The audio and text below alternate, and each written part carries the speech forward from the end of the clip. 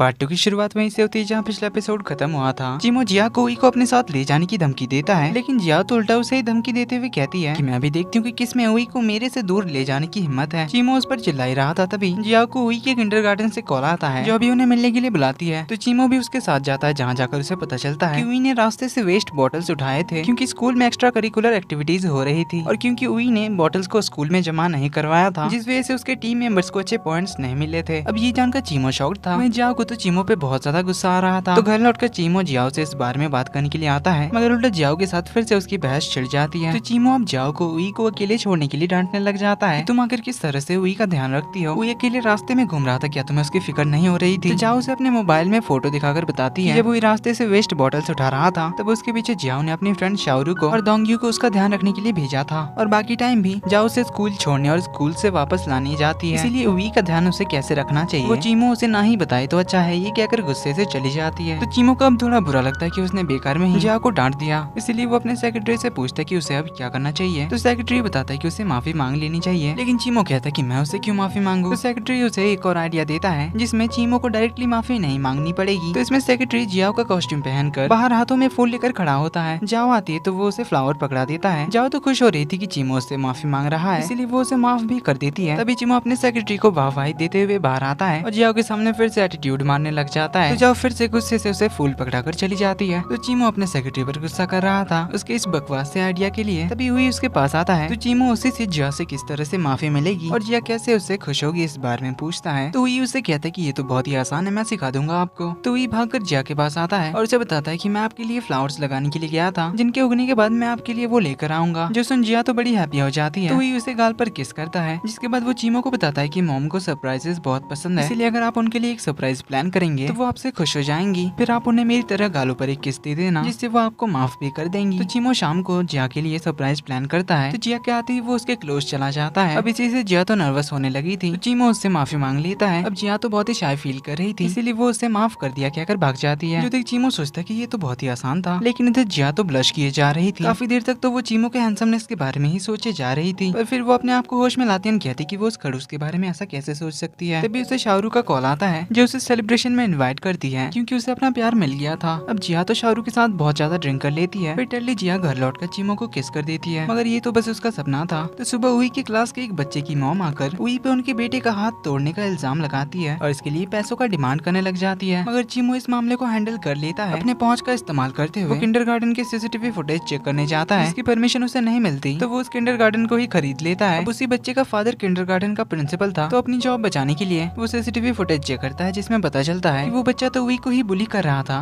पर क्योंकि उई को मार्शल आर्ट्स आते थे तो उसने उस बच्चे के अटैक को डॉज कर दिया, जिससे उस बच्चे ने खुद ही अपना हाथ तुड़वा लिया। तो अगले ही दिन उस बच्चे की मॉम जिया से माफी मांगने के लिए चली आती है। अब इससे हमारी जिया तो चिमो से इम्प्रेस ही हो गई थी, लेकिन इधर चिमो के डैड को इस बारे में पता चलने पर वो अपनी सेक्रेटरी को चिमो के हरकतों पर नजर रखने के लिए कहते हैं। इधर रात को जिया एज ए थैंक यू चिमो को एक बुके गिफ्ट करना चाहती थी, तो इस बारे में वो उई से बात कर रही थी, लेकिन चिमो का ध्यान तो बस जिया की तरफ ही था। वो तो जिया के सर पे हाथ भी फेरता है, जो देखकर उई कहता है कि मॉम मैंने कहा था ना सेकंड जूनियर ब्रदर आपके लिए बहुत ही सूटेबल है। जो सुन जिया उसे चुप कराती है। फिर चिमो से पूछती है कि उई के क्लासमेट्स के पेरेंट्स उई के साथ उसके रिलेशनशिप के बारे में पूछ रहे हैं, तो वो उन्हें क्या बताए। चिमो कहता है जो है वही बता दो, मैं इसका अंकल हूँ। जो सुन उई कहता है कि मुझे अंकल से ज्यादा एक फादर चाहिए, तो अंकल आप मेरे फादर बन जाओ। ये सुनकर दोनों थोड़ा ऑकवर्ड हो जाते हैं, लेकिन तभी वहाँ पर दोंग्यू आ जाता है और यहीं पर रहने की बात करता है, क्योंकि दोंग्यू की सिस्टर शाहरुख अपने बॉयफ्रेंड के साथ लिव इन में रह रही है, इसलिए दोंग्यू का वहाँ रहना सही नहीं होता। मगर ये तो बस बहाना था, क्योंकि हमें पता चलता है कि दोंग्यू तो जिया को लाइक करता है, इसीलिए वो चिमो के साथ उसे यहाँ पर अकेले नहीं रहने देना चाहता था। मगर चिमो तो उसके यहाँ रहने के बिल्कुल खिलाफ था, लेकिन जिया को इससे कोई प्रॉब्लम नहीं थी, इसीलिए वो चिमो से झगड़ के ही इसके लिए मना लेती है। फिर उसे उई का ध्यान रखने के लिए जाने के लिए कहती है। देन वो दोंग्यू से बात करने आती है, तो दोंग्यू उसे इनडायरेक्टली हिंट देते हुए कहता है कि वो यहाँ जिया के लिए आया है। जो सुन हमारी जिया थोड़ा नर्वस होती है। फिर वो दोंग्यू के बारे में सोच ही रही होती है, पर उसे बार बार चिमो का ही ख्याल आ रहा था। वह तो चिमो दोंग्यू को अपने रूम में सोने के लिए बुला लेता है, जहाँ दोनों में फिर से बहस छिड़ जाती है कि कौन उई और जिया का ध्यान रखेगा। दोंग्यू तो चिमो को डायरेक्टली पूछ देता कि क्या तू जिया को लाइक करता है। इस पर चिमो तो उसे मना करते हुए कहता है कि मैं उसे कैसे लाइक कर सकता हूँ। तो दोंग्यू कहता है ठीक है, फिर मैं जिया को लाइक करता हूँ तो मैं उसे प्रपोज कर दूंगा, फिर तुम उई को लेकर चले जाना। लेकिन चिमो तो इसके लिए गुस्से से मना कर देता है और फिर बाद में खुद ही से कहता है कि मुझे तो बस उई को घर ले जाना था, फिर मैंने इसके लिए मना क्यों किया। तो अगली सुबह उई आकर उसे बताता है दोंग्यू अंकल मम्मी का हेल्प कर रहे हैं मेरे फेवरेट स्नैक्स बनाने में। जो सुन चिमो भी भागकर किचन पहुंच जाता है और ब्रेकफास्ट बनाने ही लग जाता है, पर काम करने से ज्यादा दोंग्यू के साथ बहस करने ही लग जाता है। इस तरह हर बात में इन दोनों में अनबन होती रहती जाती है। इधर दोंग यू जिया को इनडायरेक्टली डेट पे चलने का पूछने के लिए आता है, मगर जिया उसे बहाना करके चली आती है। पर फिर बाद में वो सोचती है कि आखिर उसने मना क्यों किया, क्योंकि जिया भी उसे हाई स्कूल टाइम से ही लाइक करती थी। पर फिर अपने आप से कहती है कहीं ये चीमो की वजह से तो नहीं है। तो वहीं इधर हमारा छोटू हुई चीमो को अपना फादर बनाने के पीछे पड़ा हुआ था, क्योंकि वो अपने मॉम एंड डैड के साथ एक हैप्पी लाइफ गुजारना चाहता था। तो चीमो हुई को अपने घर लेकर जाता है और जिया को इस बारे में मैसेज कर देता है। अब हुई तो चीमो को डायरेक्टली पूछ लेता है कि आप मम्मा को पसंद करते हैं ना। ये सुन चीमो तो थोड़ा नर्वस हो जाता है और कहता है ऐसी कोई बात नहीं है। तो चीमो आखिरकार मान ही लेता है, उससे कहता है कि मैं तुम्हारी मॉम को लाइक करता हूँ, पर वो क्या मुझे लाइक करती होगी। तो सेक्रेटरी उसे आइडिया देता है जिया को अचानक से हग करने का, जिससे अगर उसने ब्लश किया या फिर शर्मा कर भाग गई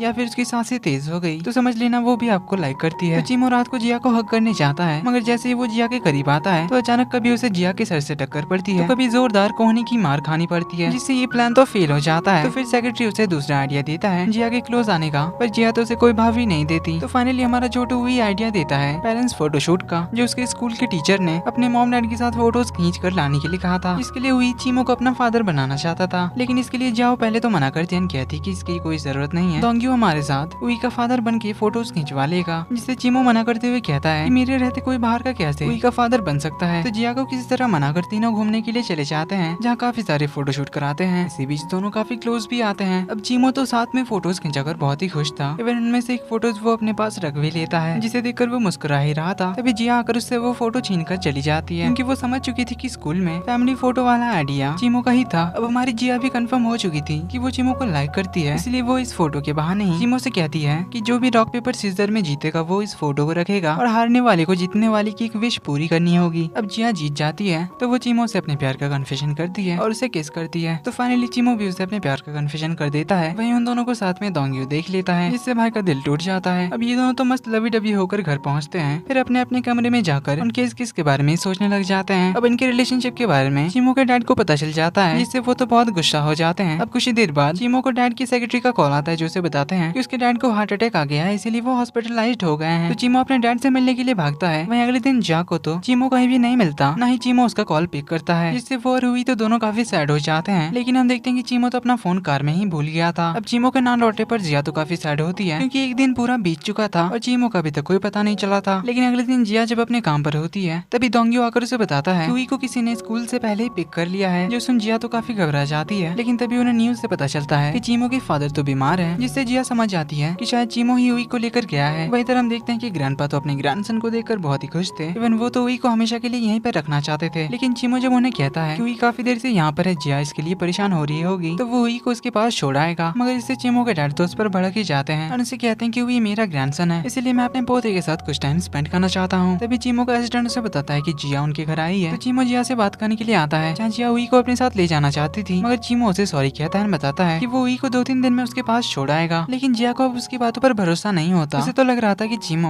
उसे धोखा देकर हुई को जी फैमिली में वापस लाने के लिए उसके करीब गया था, इसीलिए जिया बहुत ही सैड होती है। अब दोंग्यू जिया को सैड नहीं देख पा रहा था, इसीलिए वो उसकी हेल्प करेगा कहता है। वहीं हम देखते हैं कि चीमो के डैड तो हार्ट अटैक का नाटक कर रहे थे, वो तो बस हुई को अपने घर बुलाने का बहाना चाहते थे, ताकि कैसे भी करके हुई की कस्टडी वो अपने हाथों में ले सके, जिससे कि हुई के नाम पर उनकी कंपनी का जो 20% शेयर्स हैं वो सब कुछ उनका हो सके। अब हमें यहाँ पता चलता है कि हुई की मॉम डैड की डेथ हो चुकी है और हुई के डैड ने अपने सारे शेयर्स हुई के नाम पर करके गए थे। अब उनके मरने के बाद हुई की कस्टडी जिया को मिल गई थी। अब अगले ही दिन चीमो के डैड अपने लॉयर को जिया के घर भेजते हैं कस्टडी ट्रांसफर फॉर्म पे साइन करवाने के लिए, जिसके लिए जिया साफ साफ मना कर देती है। तो लॉयर उसे कहता है कि अच्छा होगा अगर तुम यहीं पर साइन कर देती हो, तो वरना कोर्ट में तो चीफ फैमिली को कस्टडी मिल जाएगी, क्योंकि तुम फाइनेंशियली स्टेबल नहीं हो और तुम्हारे पास रहने के लिए घर भी नहीं है, क्योंकि ये मार्शल आर्ट स्कूल तो ची ग्रुप के नाम पर है, इसीलिए तुम्हारे लिए हुई का कस्टडी छोड़ देना ही बेहतर होगा, वरना तुम सड़क पे आ जाओगी। अब ये वार्निंग देकर वो चले जाते हैं, तो उनकी बातें दोंग्यू भी सुन लेता है, इसीलिए वो डिसाइड करता है जिया को शादी के लिए प्रपोज करने का, जिससे कि चीफ फैमिली हुई को जिया से दूर ना ले जा सके, क्योंकि अगर उसने जिया से शादी कर लिया तो जिया भी फाइनेंशियली स्टेबल हो जाएगी। इस तरह से हुई की कस्टडी उसके पास ही रहेगी। अब जब चीमो को उसके डैड के प्लानिंग के बारे में पता चलता है कि वो तो सिर्फ हुई के 20% शेयर्स के पीछे पड़े हुए हैं और उन्होंने तो अपने लॉयर के जरिए जिया को धमकाया भी है, तो वो उनसे इस बारे में बात करने चाहता है, मगर डैड तो उसकी कोई बात नहीं सुनते।